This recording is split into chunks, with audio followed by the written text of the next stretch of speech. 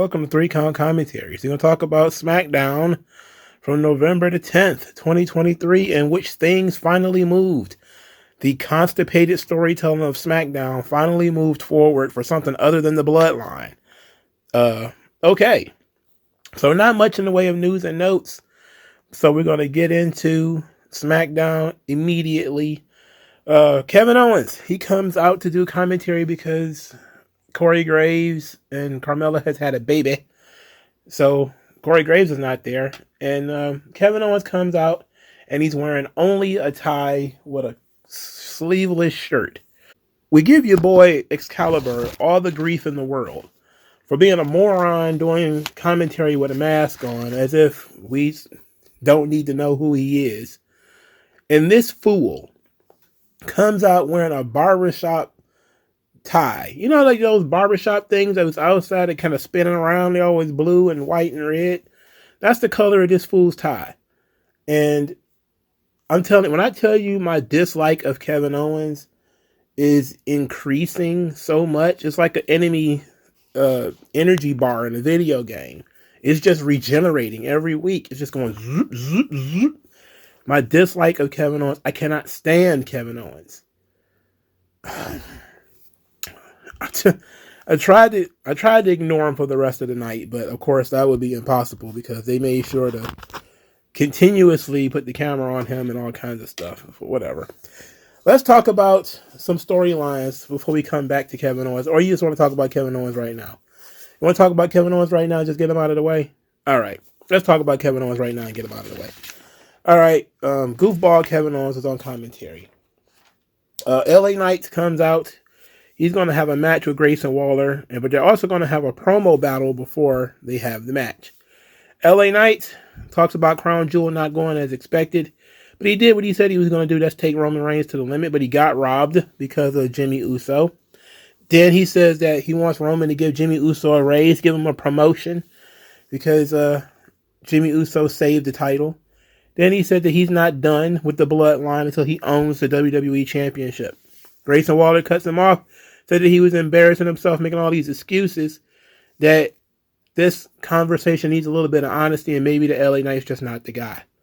LA Knight says that the Grayson Waller effect sounds like an STD. He said he got dropped by a Saudi movie star, with both. At least that part is true. Say he got a $5 haircut, and it doesn't look like he needs to be. It doesn't look like he can be 15 feet from a school. Said that Grayson Waller has big incel energy, and so they have the match, which of course LA Knight wins the match. It's fairly solid. Grayson Waller breaks out a Boston Crab on the turnbuckle, which I'd never seen before in my life. And I gotta say, I think it was a single leg crab too, so it looked great, but didn't help him win. I would have liked for them to use that in an angle or something. After the match, Kevin Owens is on the telestrator, the old Bobby Heenan, Jerry the King Lawler thing, and he's drawing pictures about how terrible, Grayson Waller is, and then he starts mocking Grayson Waller and Austin Theory about how he punched both of them last week. And the condition of him doing commentary this week is that if he touches anybody, he gets suspended. So as he's doing his telestrator thing, making fun of Austin Theory and Grayson Waller, they come back out and they pour water all over his head. And then they chuck the bottle at Kevin Patrick. So Kevin Owens started saying, well, they poured water on me. I can understand that. I can accept that. But they threw this bottle at Kevin Patrick, and that I just can't stand. So he gets up and starts a fight with them. He wasn't formally suspended, but that's the end game of this. And I hated every second of anything that involved Kevin Owens. Look, we knew he was going to get suspended when they said that he was going to get suspended if he touches anybody. So we knew he was going to touch somebody and get suspended. I kind of figured it would be Grayson Waller, and I thought it might cause a disqualification or something like that. But Grayson Waller just loses clean to LA Knight, which was fine. He also got demolished in the promo segment, which is also fine. LA Knight, when it needed both of those things, he needed to bounce back in terms of persona. He also needed to bounce back in the ring. He got both of those things done tonight. Grayson Waller is I don't know how many times I've said it. He's like the Miz, where he could come out there, trash talk, get beat up, and come out there, trash talk next week and be just as over, and everything will be just fine. He won't be bothered by this at all. The Kevin Owens stuff, it's awful. You know, oh, you drenched me in water, but no, you threw an empty bottle at some random Irish guy. I can't stand no more. I'm gonna go in there with my goofy suit. I'm sorry, my goofy tie, because it's not a suit. And I'm gonna beat up the young guys. You know, the guys who probably should be kicking his ass. But I don't understand what the deal is here, where these guys are 2-on-1 and they can't manage to take care of Kevin Owens. Kevin Owens is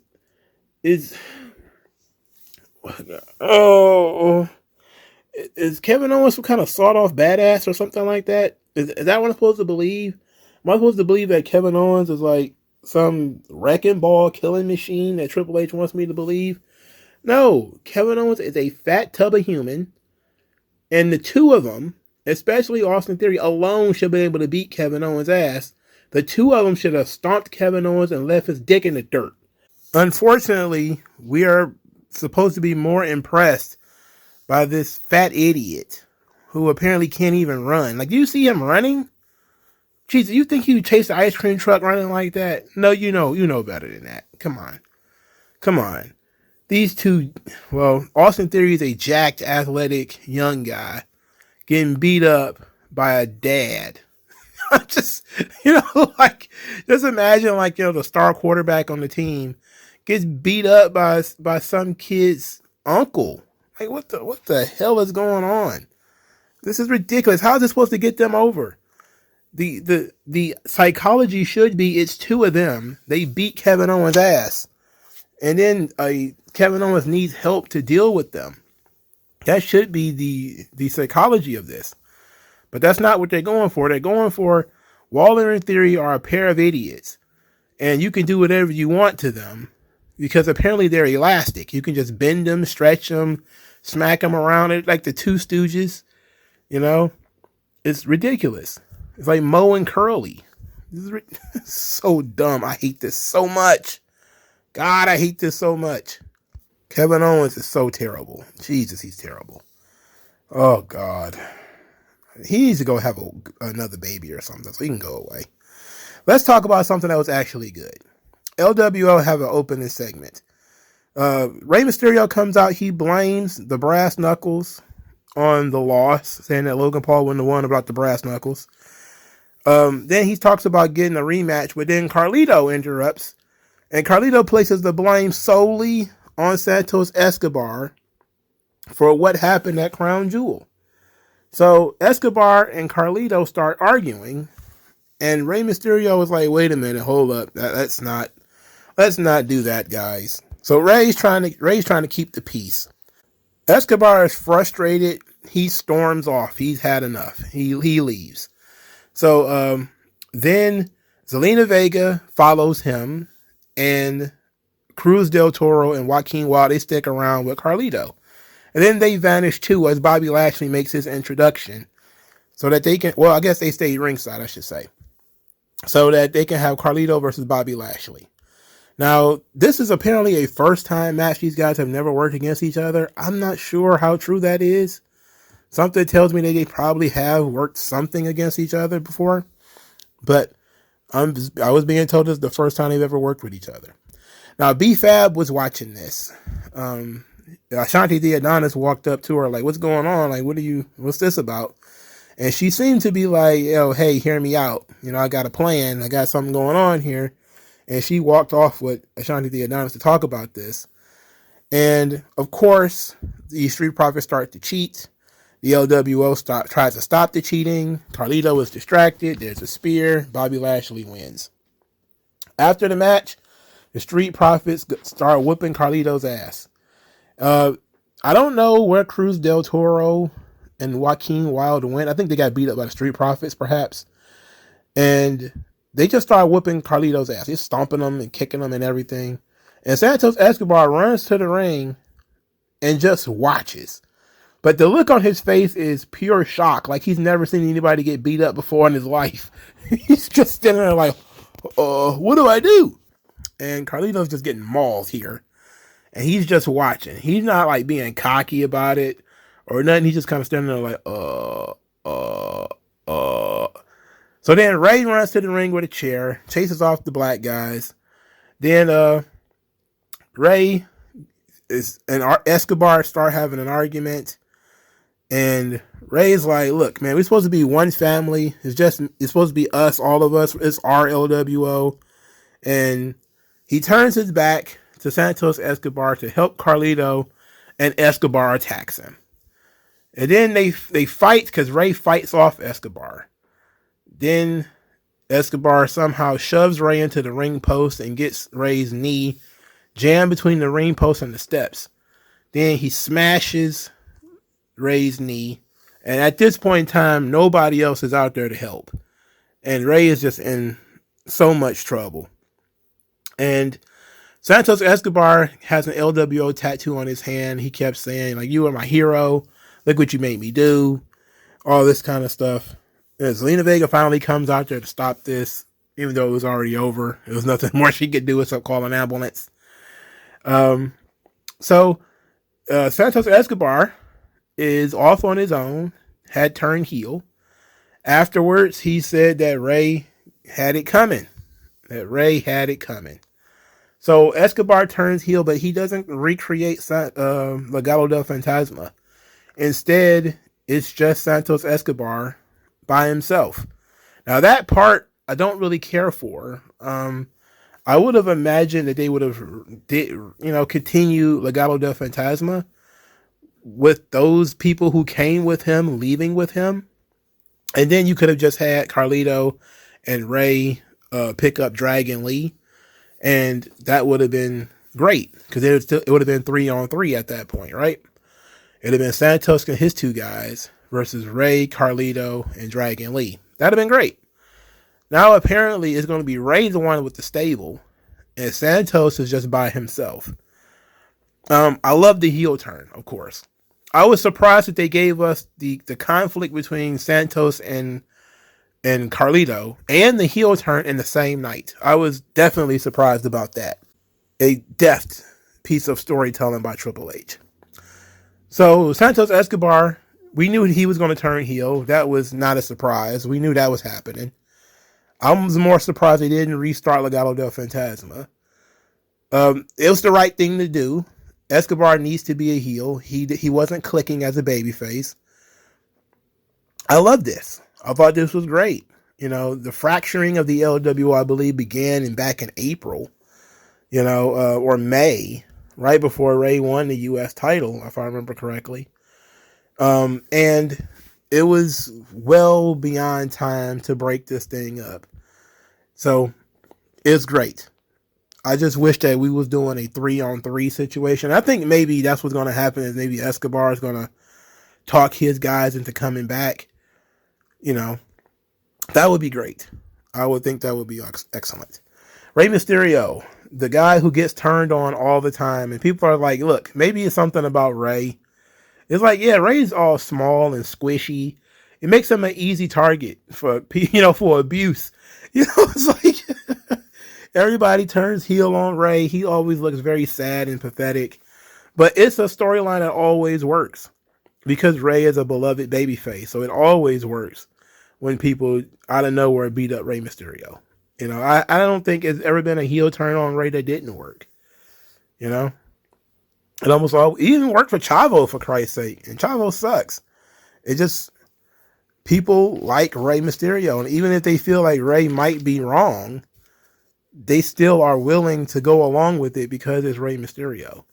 And in this situation, Rey was trying to keep the peace. He didn't want to blame Santos for the brass knuckles, even though he knows what happened. He was like, okay, well, it was a mistake. It's not that big a deal. Carlito called him out.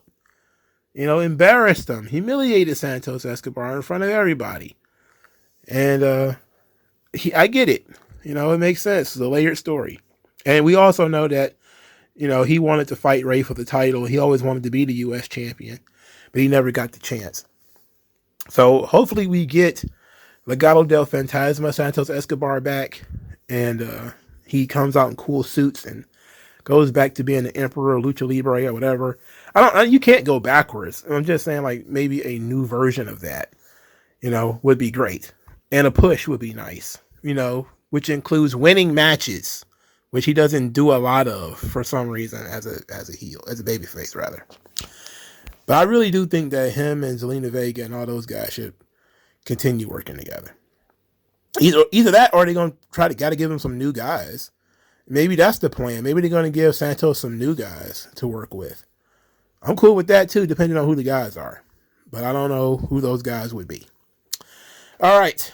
Bayley, she was in the ring talking about her vision for Damage Control, that she had a vision when she created Damage Control, and all her dreams and desires and plans have come true. Tag team championships, women's championships. She created the EO era. But she wants to know what's going on with Kairi Sane. Why is Kairi here? So EO says she had a plan too. So Bayley replays her attack on EO from 3 years, her attack on Kairi from 3 years ago, which showed me how much weight Bayley has gained in 3 years, which, look, I know she found it in all the right places, but she's substantially more chunky now than she was before. Then she started saying how she's very concerned about Kairi being around. Dakota then throws herself in the fire by saying they brought Kairi in not to upset Bayley, but to make Damage Control stronger and to take some of the weight off Bayley. And then Kairi talks and she respects Bayley as the leader of Damage Control. And after watching that video, she says she forgives Bayley. Then she opened her arms to hug, and Bayley says, I don't do that anymore. I don't do that anymore. And then they hug her anyway, meaning all the members of Damage Control hug Bayley anyway. At that point, Bianca Belair comes out. She says that while Kairi may forgive, she's not going to. She thought Io had the confidence to fight alone, but apparently not. So then she called out for Charlotte and Asuka, and called for a 6-woman tag tonight in the main event. And thus the main event was born. Asuka, Charlotte, Bianca versus Damage Control, which now includes Kairi Sane.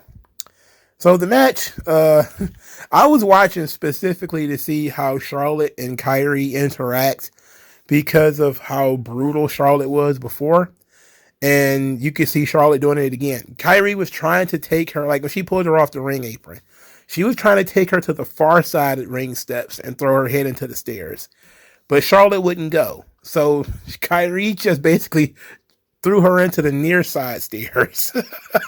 I'm just like, Charlotte just don't get it. She just do not like Kairi. Even something as small as allowing herself to be taken to the other side of the ring, she just could not do it. And I'm like, man, she's going to give Kairi a headache again. Hopefully not a serious headache, like not the same kind of headache she gave her before, where she ended up damn near killing her. She's just going to, increase her stress levels. So I got what I wanted out of this thing, which is basically that, was Charlotte going to continue being a bitch to Kairi? And the answer is yes.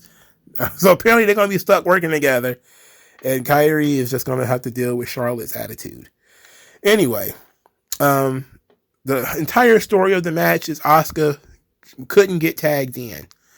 Eventually, Bianca tries to tag in Asuka, and Asuka moves her hand away. So she looks at Asuka like, what's going on? And Asuka's like, ooh, ooh, ooh, making faces and doing odd dances. And then she spits the mist in Bianca's face. Kairi and Bayley and Io are like, oh, what's going on? So then Kairi and Asuka hug. Then Io hugs Asuka, and Bayley is sitting there befuddled again, like, what is going on? Dakota Kai is hugging. Everybody's hugging everybody. Bayley is sitting there kind of confused. Then Charlotte comes out of nowhere. She's trying to fight back. They stomp Charlotte out. This match is a disqualification at this point. I'm guessing that the mist to the eyes was the disqualification. I would imagine so. They stomp out Charlotte. They stomp out Shotzi, who came out there to help. And then they stomped out Bianca again. They hit their finishers on Charlotte and Bianca. And then they stand in the ring. Everybody hugs Bayley. They put their arms up in the air. And now this is the full form Damage Control, which now includes Asuka. Now, I honestly don't know if I like the Asuka turn, but I can say this. The Asuka turn tells me that Bayley is about to get kicked out of Damage Control. That's what I'm learning here. I'm learning Bayley is about to get kicked out of Damage Control, because apparently all this stuff's happening without her knowing. She's being usurped as the leader of Damage Control. Io's got her own plan, and now there's 3 people who speak one language in this group, and they can talk, and the other ones don't understand it. So now you're in deep shit at that point. If you're in a group and you're the only person who don't speak the language, you're in trouble, dog. they plotting behind your back, okay? So you got 3 Japanese speakers, and you got Bayley, who I don't even think speaks Spanish, despite the fact she's Hispanic. And Dakota is just there as a tag-along. Now, initially, before the 6-woman tag and before Asuka's heel turn, I thought they would do women's war games, and it would be Damage Control with Dakota Kai versus Asuka, Charlotte, Bianca, and Shotzi. And they would do it 4-on-4. But now, apparently, I guess Dakota Kai can't wrestle, so they turned Asuka. And now it's 5 members of Damage Control, while it's only Charlotte, Shotzi, and Bianca on the other side. Which means they got to bring somebody in. Who is that going to be? That's going to be an interesting question. Is it going to be Mia Yim? Is it going to be... everybody thinks it's going to be Jade Cargill. So let's just get cut right to it. Everybody thinks it's going to be Jade Cargill because Bianca got so tired of everybody talking about Jade Cargill versus Bianca Belair that she said she wants to work with Jade in the tag team. So maybe that's the plan. Maybe that's the go. The go is that Jade Cargill's main roster debut is a War Games match against Damage Control. Now, I don't know if I like the idea of Jade Cargill being brought in as a babyface. I like her as a heel. I think she's money as a heel. I don't know what she is as a babyface because we have never seen it before. Gives me vibes of Ronda Rousey, however, because Ronda Rousey was essentially a heel in UFC. And then she came to WWE and she ended up being a babyface. And it only really worked because her opposition was Triple H and Stephanie. Once those folks were gone, everybody was like, Ronda Rousey is profoundly unlikable. And they kept trying to force her as a babyface, and it didn't really work out. I don't think they should botch that with Jade. Jade should be a heel coming out of the gate because it's what she's good at. And it's easier to get people to hate you than it is to get them to like you. So I would not use Jade Cargill in this position. Jade is a natural heel. I would find somebody else. You look at the SmackDown women's roster, it is sparse. You already got Shotzi in the match. How much lower can you go? And the lower you can go is Mia Yim. And, or Zelina Vega. But Zelina Vega's tied up in the LWO stuff. Like, why get her involved with this? And you need a baby face, so it can't be B-Fab. So I'm guessing it's probably going to have to be Mia Yim. Because who else could it be? Unless they call somebody up from NXT. Now, if they do call somebody up from NXT, who would it be? I don't know. Like, there's no baby faces in NXT that I think are ready to be called up right now. But I think the favorite for the women's, match is Jade Cargill. I think that's the one that everybody seems to really want, is for it to be Jade Cargill. And look, I understand it, but I wouldn't do it. I understand that, but I wouldn't do it personally. But overall, the Damage Control developments, I thought they were pretty good. Kyrie basically blandly saying that she forgives Bayley, but she don't mean it. And you could just listen to her and tell that she didn't mean it. She had no emotional in her voice at all. There was no emotion in her voice whatsoever in saying that she forgives Bayley. So you know it's a crock of shit. But it was interesting at least. All right, the only other match on the show was Cedric Alexander versus Dragon Lee, a match that they had a couple of weeks ago. They had the return match here, and Dragon Lee wins again with an even more vicious Destino. So that match happened. It just kind of happened. You know, Dragon Lee has no direction, and that's very unfortunate. Hopefully, they can utilize him in this LWO storyline for future references. Jimmy Uso also wants to have a match with LA Knight next week. I think they're giving that match away too soon, if we're being honest. I don't know what the plan is for the Bloodline at Survivor Series. Are they going to have Jimmy and Solo versus two other guys or something? I don't know what the plan is, but I would definitely save Jimmy versus LA Knight for, you know, a special occasion. Or maybe it's going to be a disqualification or something like that. I don't know. But giving it away on TV almost immediately so LA Knight can get that win. And then what? You know, like he's not going to get a rematch with Roman, so, and then what? I don't know. Maybe I'll wait. They also decided not to do anything with Solo Sikoa this week.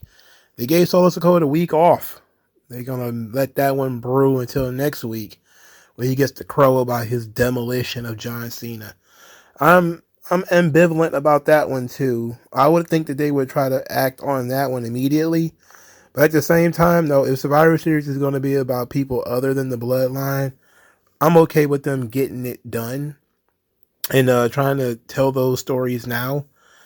Both the Damage Control story and the LWO story have needed to be refreshed for a long time now. So finally they've done that.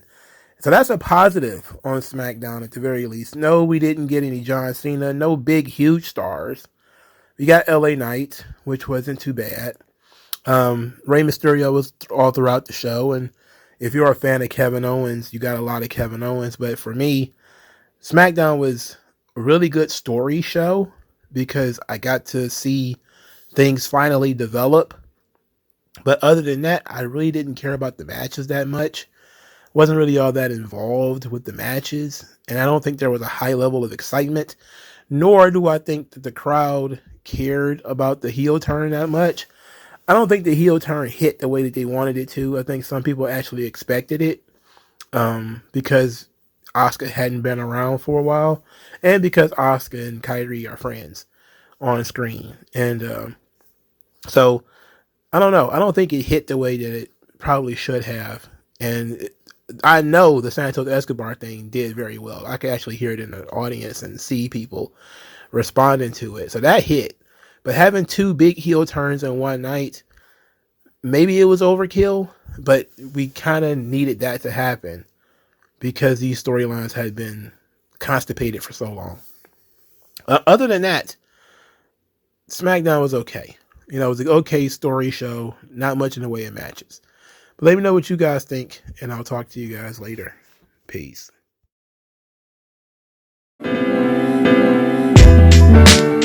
Tell me what's worse than learning all that you led to believe was all horse crap. They